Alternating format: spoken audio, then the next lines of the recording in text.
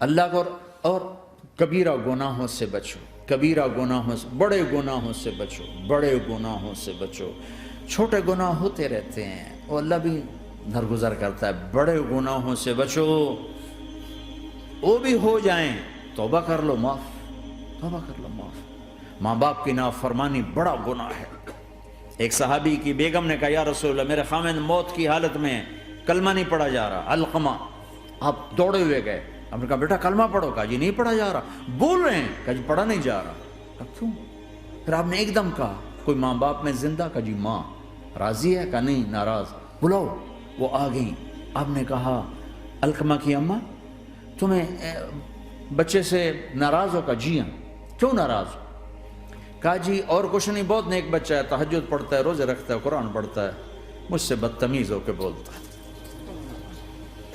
وہ مجھے ابھی راستے میں بتا رہا تھا ایک ساتھی کہ جی یہاں کے جو بچے ہیں وہ ماں باپ کے ساتھ بہت بدتمیز ہو کے بولتے ہیں۔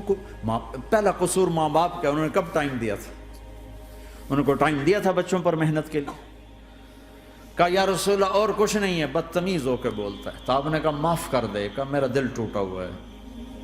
آپ نے کہا اچھا اگر میں اسے آگ لگاؤں پھر سفارش کرو گی، معاف کرو گی؟ کہا پھر تو کروں گی، اتنا تو میں نہیں سہ سکتی۔ کہا اگر تو نے معاف نہ کیا تو سیدھا اللہ کی آگ میں جائے گا۔ ہے کون؟ صحابی۔ آپ نے کہا اچھا یا رسول اللہ میں معاف کرتی ہوں، میں معاف کرتی ہوں۔ تو آپ نے کہا بیٹا کہو لا الہ الا اللہ، تو اس کے کہا لا الہ الا اللہ، اور جان نکل گئی۔ پھر آپ نے اس کا جنازہ پڑھا اور اس کے دفن میں شریک ہوئے، قبر تک گئے۔ پھر آپ نے دفن کے بعد اعلان کیا جس نے ماں باپ کو دکھ دیا اس پہ اللہ کی لعنت، فرشتوں کی لعنت، زمین آسمان کی لعنت۔ نہ نماز قبول ہے، نہ روزہ قبول ہے، نہ صدقہ قبول ہے۔ کبیرہ شراب سے بچو، نشوں سے بچو، جھوٹ سے بچو، جھوٹ سے بچو، جھوٹ سے بچو، جھوٹ سے بچو۔ میرے نبی نے فرمایا میرا امتی ہر گناہ کر سکتا ہے، ایک جھوٹ نہیں بول سکتا، ایک دھوکہ نہیں دے سکتا۔ دھوکہ نہ دو، خاص طور پر یہاں کے لوگوں کو دھوکہ دینا تو بہت بڑی گراوٹ ہے۔ یہاں کے حکومت نے تمہارے ساتھ کیا کچھ نہیں کیا، تم انہی کو دھوکہ دو۔ ٹیکس بچانے کے لیے جھوٹ بولو، کتنے پیسے بچا لو گے؟ جھوٹ بول کے تم نے سارا ملک بچا لیا تو اللہ کی قسم گھاٹے کا سودا۔ پیسہ نہ بچاؤ، سچ کو بچاؤ۔ سچ پراپرٹی ہے، پیسہ پراپرٹی نہیں ہے، سچ پراپرٹی ہے۔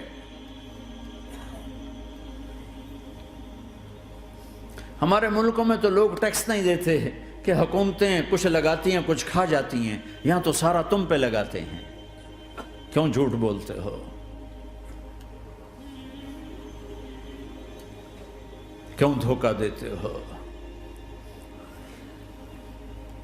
احسان دانش کی کتاب زندگی میں ایک واقعہ میں نے پڑھا کہ جب انگریز کی حکومت تھی ہندوستان پہ تو ایک دلی میں ایک گرو تھا جو جیب کترا تھا، اس کے آگے چیلے تھے جو جیب کاٹ کے کمائی دیتے تھے۔ تو ایک دن ایک اس کا چیلا یعنی ایک لڑکا 2 روپے لے کر آیا، تو اس کے ٹیچر نے اس کو ڈانٹا کہ اتنے تھوڑے پیسے آج لائے ہو، صرف 2 روپے۔ تو اس نے کہا استاد جی آج بڑا موٹا مال پکڑا تھا، آج ایک انگریز کی جیب کاٹی تھی، بڑے پیسے تھے۔ لیکن جب میں 4 قدم چلا تو مجھے خیال آیا کہ اگر قیامت کے دن عیسیٰ علیہ السلام نے میرے نبی کو طعنہ دے دیا، گلہ دے دیا کہ آپ کے امتی نے میرے امتی کی جیب کاٹی تھی، تو پھر میں اپنے نبی کو کیا جواب دوں گا؟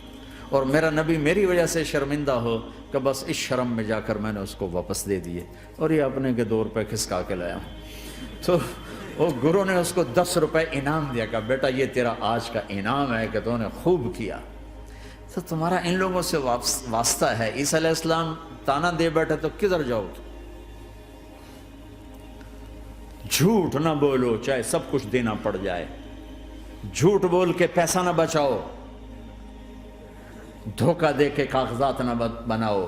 یہاں کی لڑکیوں سے اس لیے شادی کرنا کہ میرے کاغذات بن جائیں، اللہ کے واسطے ایسی ذلت کے کام نہ کرو۔ میرے نبی نے فرمایا جس نے دھوکہ دیا میری امت سے نکل گیا۔ نماز چھوڑنے پر کہا اس نے کفر کیا، جس نے نماز چھوڑی کفر کیا، اور جس نے دھوکہ دیا میری امت سے نکل گیا۔ من غش فلیس منا۔ جھوٹ نہ بولو، دھوکہ نہ دو، سب کچھ چلا جائے جانے دو، سچ کا ساتھ نہ، سچ کا ساتھ۔ ابن خراش رحمۃ اللہ علیہ کے بارے میں مشہور تھا، زندگی بھر کبھی جھوٹ نہیں بولا۔ حجاج کا زمانہ، ان کے 2 بیٹے حجاج کے خلاف جنگ میں شریک ہو گئے، پھر ان کو شکست ہوگی، وہ بھاگ گئے، پھر چھپتے چھپاتے گھر پہنچ گئے۔ سی آئی ڈی نے بتایا کہ وہ گھر آ گئے، تو حجاج نے کہا آج ابن خراش کا امتحان لوں گا۔ ان کو بلا لیا، کہنے لگا ابن خراش، وہ تیرے 2 بیٹے ہمارے خلاف جنگ میں شریک ہوئے تھے، وہ پہ بھاگ گئے تھے، ان کی کوئی خبر ہے کہاں ہے؟ تو انہوں نے مسکرا کر فرمایا کہ حجاج، زندگی موت تو اللہ کے ہاتھ میں، گھر آ چکے ہیں، گھر میں ہیں، ابھی یہیں چھوڑ کے آیا ہوں۔ تو حجاج نے کہا تیرے سچ پر تیرے بیٹے تجھے ہدیہ کرتا ہوں، اگر تو جھوٹ بولتا تیرا سر بھی اڑا دیتا، تیرے بچوں کا سر بھی اڑا دیتا، تیرے سچ پہ تجھے تیرے بیٹے تحفہ دیتا۔ مسلمان جھوٹ نہیں بولتا۔ چند پاؤنڈ کی خاطر تم کاغذات میں ہیرا پھیری کرو، ڈرو اس دن سے جس دن اللہ کے سامنے کھڑا ہونا ہے۔ یہاں کے پیپر بنانے کے لیے یہاں کی لڑکیوں کو دھوکہ دو، ڈرو اس دن سے جس دن اللہ کے سامنے کھڑے ہونا ہوگا۔ عیسیٰ علیہ السلام کا تانا اگر گلا آ گیا نبی کو تو کدھر جاؤ گے؟ سچ کے ساتھی بنو، سچ کے ساتھی بنو، سچ کے ساتھی بنو۔ ٹیکس دینا پڑے دو، دینو، تم پہ خرچ ہوتا ہے۔ ایک طرف 4 پیسے ہیں، ایک طرف سچ ہے، کہ مسلمان سچ بولتا ہے، جھوٹ نہیں بولتا۔ ایک دفعہ سہارنپور میں جھگڑا ہو گیا، ایک جگہ تھی ہندوؤں کی، مسلمانوں نے قبضہ کیا ہوا تھا، تو ہندوؤں نے کیس کر دیا، انگریز کا زمانہ تھا، عدالت میں۔ وہ مسجد بنانا چاہتے تھے، ہندو مندر بنانا چاہتے تھے، تو دونوں طرف بات تپی ہوئی، تو آخر وہ جج نے کہا بھائی کوئی ایسا آدمی ہے، ہندوؤں سے کہا، جو گواہی دے دے تو اس کی گواہی تم قبول کر لو گے؟ اور مسلمانوں سے بھی پوچھا، تو ہندوؤں نے کہا جی ہاں، مفتی مظفر حسین صاحب اگر گواہی دے دیں کہ زمین مسلمانوں کی ہے تو ہم دے دیں گے۔ تو مسلمان بڑے خوش ہو گئے، مفتی مظفر تو آخر مسلمان ہے تو ہمارے حق میں گواہی دے گا، تھا ان کا قبضہ ناجائز۔ تو جب وہ عدالت میں تشریف لائے، مسلمان بڑے اطمینان کا، ہن جناب ساڈے حق وچ فیصلہ ہونا ہے، چونکہ آج کل صرف سچ کو کون دیکھتا ہے۔ تو انگریز جج نے پوچھا ہاں جی مفتی صاحب آپ کیا کہتے ہیں؟ فرمانے لگے دیکھو جج صاحب، یہ زمین ہندوؤں کی ہے اور مسلمانوں نے قبضہ کیا ہوا ہے۔ تو مسلمانوں نے گالیاں نکالنی شروع، وہ یہودیوں والا بن گیا نا، گالیاں نکالنی شروع کر دی۔ تو انگریز جج نے کہا آج مسلمان ہار گئے اور اسلام جیت گیا، آج مسلمان ہار گئے اور اسلام جیت گیا۔ اپنی ہار مان کے اسلام کو جتاتا، سچ بول کے اسلام کو جتاتا۔ جھوٹ کے ساتھی نہ بنو، سچ کے ساتھی۔ جھوٹ کے کاغذ بنا کر کوئی بینیفٹ حاصل نہ کرو۔ میں نیوزی لینڈ گیا، میں حیران ہو گیا، 1 ہفتہ میں رہا، ڈپریشن کا شکار رہا کہ مجھے بتایا گیا کہ پورے نیوزی لینڈ میں ایک آدمی جھوٹ نہیں بولتا سوائے پاکستانیوں کے، بنگالیوں کے اور انڈین۔ جو بنگالی، جو پاکستانی، جو انڈین پہنچے یہ جھوٹ بولتے ہیں، ہیرا پھیری کرتے ہیں، ان میں ایک آدمی جھوٹ نہیں بولتا۔